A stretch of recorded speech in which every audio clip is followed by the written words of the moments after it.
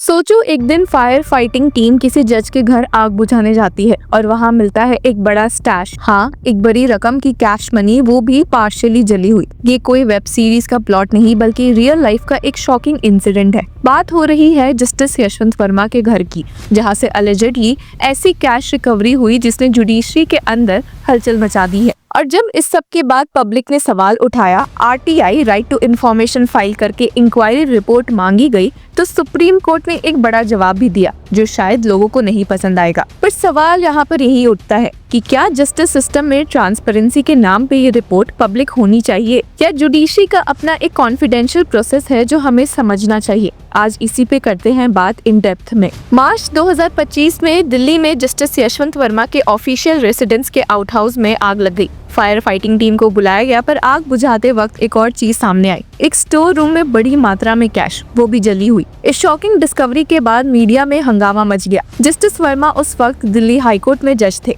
Incident के बाद उनका ट्रांसफर उनके parent high court Allahabad high court में कर दिया गया। जुडिशियल वर्क भी उनसे विड्रॉ कर लिया गया। जब इतनी बड़ी कंट्रोवर्सी खड़ी हुई, तब के chief justice of India Sanjeev Khanna ने एक इन हाउस इंक्वायरी कमेटी बनाई। इसमें 3 जजेस थे, जस्टिस शील नागू, जस्टिस जीएस अंदवालिया, जस्टिस अनु शिवारामन। कमेटी ने काम शुरू किया, सबूत देखे, स्टेटमेंट सुने और अपनी फाइनल रिपोर्ट सबमिट की सीजीआई संजीव खन्ना को। सीजीआई खन्ना ने वो रिपोर्ट प्रेसिडेंट और प्राइम मिनिस्टर को भेज दी फर्दर एक्शन के लिए। 9 मई 2025 को अमृतपाल सिंह खालसा ने एक RTI right to information application file की। उन्होंने सुप्रीम कोर्ट से 2 चीजें मांगी। पहला, इन हाउस इंक्वायरी कमेटी की फाइनल रिपोर्ट, और दूसरा, सीजीआई ने जो लेटर प्रेसिडेंट और पीएम को भेजा है उसकी कॉपी। ये आरटीआई फाइल करना कोई गलत काम नहीं था। डेमोक्रेसी में लोग ट्रांसपेरेंसी एक्सपेक्ट करते हैं, स्पेशली जब जुडिशरी में ऐसे एलिगेशंस लगे हो। लेकिन सुप्रीम कोर्ट ने यहाँ पर एक ट्विस्ट शो कर दिया इस आरटीआई को रिजेक्ट करके। तो सवाल है कि भला क्यों? सुप्रीम कोर्ट के सेंट्रल पब्लिक इंफॉर्मेशन ऑफिसर ने 21 मई को आरटीआई एप्लीकेशन रिजेक्ट कर दी। रीजन क्या दिया गया? उन्होंने कहा कि इंफॉर्मेशन प्रोवाइड नहीं की जा सकती क्योंकि ये फिड्यूशियरी रिलेशनशिप में आई है और ये थर्ड पार्टी इंफॉर्मेशन भी है। सुप्रीम कोर्ट के अपने ही जजमेंट सीपीआईओ वर्सेस सुभाष चंद्र अग्रवाल के प्रिंसिपल्स के हिसाब से ऐसे डॉक्यूमेंट्स डिस्क्लोज नहीं किए जा सकते। यहाँ पे रेफरेंस दिया गया आरटीआई एक्ट के सेक्शन 8 सबसेक्शन 1E और सेक्शन 11 सबसेक्शन 1 का। अब सेक्शन 8 सबसेक्शन 1E कहता है कि अगर कोई इन्फॉर्मेशन फिड्यूशियरी कैपेसिटी में मिली है, जैसे कॉन्फिडेंशियल या ट्रस्टी बेसिस पे, तो उसे पब्लिक नहीं किया जा सकता जब तक कोई लार्जर पब्लिक इंटरेस्ट ना हो। और सेक्शन 11 सबसेक्शन 1 कहता है कि जब इन्फॉर्मेशन किसी थर्ड पार्टी से जुड़ी हुई हो तो उसकी परमिशन या पब्लिक इंटरेस्ट होना जरूरी है। सुप्रीम कोर्ट ने अपने 2019 के जजमेंट में ये भी क्लैरिफाई किया था कि जुडिशरी का इंडिपेंडेंस, किसी जज का राइट टू प्राइवेसी और कॉन्फिडेंशियलिटी, ये सब प्रोटेक्ट करना जरूरी है। तो बेसिकली कोर्ट कह रहा है कि ये रिपोर्ट कॉन्फिडेंशियल थी और पब्लिक इंटरेस्ट में डिस्क्लोज करना जरूरी नहीं समझा गया। पर अब इसके बाद सवाल तो बनते हैं। जब पहले से ही प्रीलिमिनरी रिपोर्ट, फोटोज और वीडियोस सुप्रीम कोर्ट की वेबसाइट पर डाले गए हैं, तो फाइनल रिपोर्ट क्यों छुपाई जा रही है? ये वही सवाल है जो पब्लिक और मीडिया पूछ रही है। इंटरेस्टिंगली, कुछ दिनों पहले जस्टिस यशवंत वर्मा के खिलाफ एफआईआर फाइल करने की मांग करते हुए एक प्ली सुप्रीम कोर्ट वापस पहुंची थी। एडवोकेट मैथ्यूज नेदुमपरा और उनके साथियों ने सुप्रीम कोर्ट से डिमांड की जस्टिस वर्मा के खिलाफ पुलिस केस फाइल किया जाए, लेकिन सुप्रीम कोर्ट ने क्लियरली मना कर दिया। जस्टिस अभय एस ओक और उज्जवल भुयान की बेंच ने कहा, आपने पीएम और प्रेसिडेंट को कोई रिप्रेजेंटेशन दिया ही नहीं। जब तक आप उनके पास नहीं जाते, हम रिट नहीं दे सकते। क्योंकि सीजीआई ने पूरी रिपोर्ट प्राइम मिनिस्टर और प्रेसिडेंट को भेजी है, इसलिए कोर्ट ने ये कहा कि पहले वाली कॉम्पिटेंट अथॉरिटीज उन्हीं के पास ही जाइए।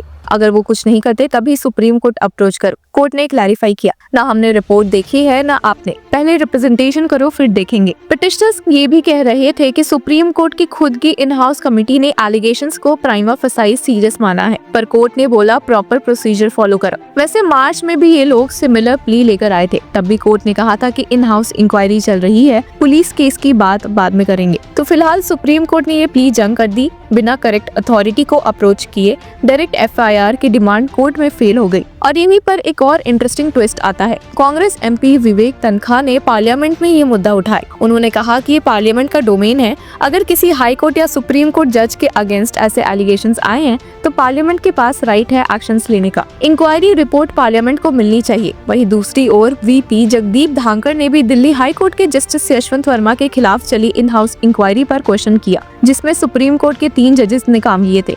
उनका कहना था कि this inquiry had no constitutional premise. The country still doesn't know about the money trail or electronic evidence. The scaffolding of impunity needs to be dismantled. यानी कि उन्होंने जुडिशरी के इंटरनल प्रोसेस पर डायरेक्ट क्रिटिसिज्म किया है। उन्होंने K Veeraswami versus union of India judgment को revisit करने की बात भी की, जो जजेस के अगेंस्ट इन्वेस्टिगेशन का फ्रेमवर्क प्रोवाइड करता है। ये पहला केस नहीं है जहां जुडिशरी पे ट्रांसपेरेंसी के इशू को लेकर सवाल उठे हैं। 2019 में भी जब सुप्रीम कोर्ट के सीपीआई को खिलाफ आरटीआई केस आया था, सुभाष चंद्र अग्रवाल केस, तब सुप्रीम कोर्ट ने बोला था कि जुडिशरी भी आरटीआई के अंदर आती है, पर कुछ चीजें जैसे collegium discussions, in house inquiries, asset disclosures confidential रहती है। तो ये एक कॉम्प्लेक्स बैलेंस है जहां एक तरफ पब्लिक का हक है सच जानने का और दूसरी तरफ जज के प्राइवेसी राइट्स और जुडिशियल इंडिपेंडेंस को प्रोटेक्ट करना भी जरूरी है। एक तरफ जुडिशरी के इंटीग्रिटी का मामला है तो दूसरी तरफ पब्लिक का ट्रस्ट भी जुड़ी हुई है। जब ऐसे एलिगेशंस जज के खिलाफ आए तो पब्लिक ने एक्सपेक्ट किया कि सुप्रीम कोर्ट उसका जवाब दे। जब आरटीआई रिजेक्ट हुई तो लोगों के मन में ये भी आया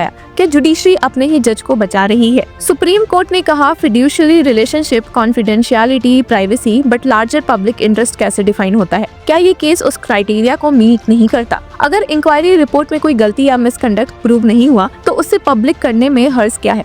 और अगर हुआ है तो अकाउंटेबिलिटी जरूरी है। जुडिशरी के खिलाफ पब्लिक परसेप्शन तभी चेंज होगा जब उसकी वर्किंग ट्रांसपेरेंट दिखेगी। ऐसे नहीं कह रहे कि हर इंटरनल मैटर डिस्क्लोज होना चाहिए, पर जब पैसे मिलते हैं एक जज के घर से तो लोगों का सवाल उठाना नेचुरल है। पर अब आगे क्या हो सकता है? रिपोर्ट अब प्रेसिडेंट और पीएम के पास है तो डिसीजन उनका होगा कि वो क्या एक्शन लेते हैं। पार्लियामेंट इस इश्यू को रेज कर सकती है। हो सकता है कि कोई पीआईएल फाइल हो या फिर आरटीआई एप्लीकेंट अपील करे। जस्टिस यशवंत वर्मा के केस ने एक बार फिर जुडिशरी और ट्रांसपेरेंसी के बीच के टसल को सामने ला दिया है। आरटीआई एक पावरफुल टूल है जिससे सिटीजन्स सिस्टम से जवाब मांगते हैं, लेकिन जब जुडिशरी खुद अपने जज की अकाउंटेबिलिटी के लिए ओपेक बने तो पब्लिक का ट्रस्ट कैसा बना रहेगा?